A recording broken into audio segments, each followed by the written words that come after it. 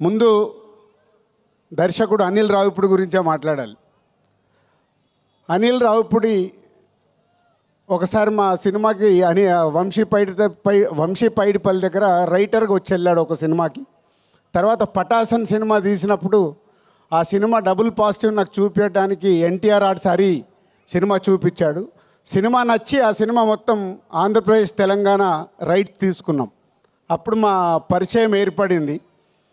ఆ పరిచయం కాస్త ఇప్పుడు 8 సినిమాల్లో 6 సినిమాలు ఈ బ్యానర్లోనే చేసి ఈ బ్యానర్కి ఈరోజు ఒక పిల్లర్ డైరెక్టర్ లాగా నిలబడ్డాడు. అంటే ఒక ఎమోషనల్గా ఒక సినిమాకి మేము ఎలా ఆలోచిస్తామనేది ఆలోచిస్తూ అనిల్ మాతో ఒక జర్నీ పెడుతూ ఒక మామూలు కుటుంబంలో నుంచి వాళ్ళ ఫాదర్ ఇక్కడ ఉన్నారు, రండి సార్. వీళ్ళ నాన్న ఆర్టీసీ డ్రైవర్.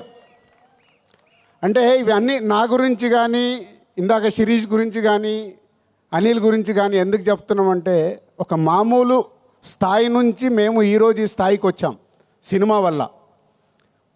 వాళ్ళ ఫాదర్ ఆర్టీసీ డ్రైవర్. సినిమా పైన ఇంట్రెస్ట్తో అనిల్ హైదరాబాద్కి వచ్చిన తర్వాత రైటర్ కాస్త డైరెక్టర్ అయ్యి ఈరోజు ఒక తెలుగు ఫిలిం ఇండస్ట్రీలో ఒక టాప్ డైరెక్టర్గా వన్ ఆఫ్ ద టాప్ డైరెక్టర్గా నిలబడ్డాడు.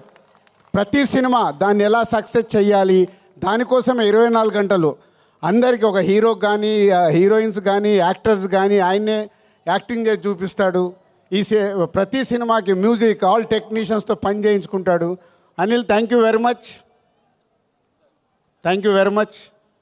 సో ఈ సంస్థకి ఈరోజుకు వన్ ఆఫ్ ద పిల్లర్ అయినందుకు థ్యాంక్ యూ వెరీ మచ్.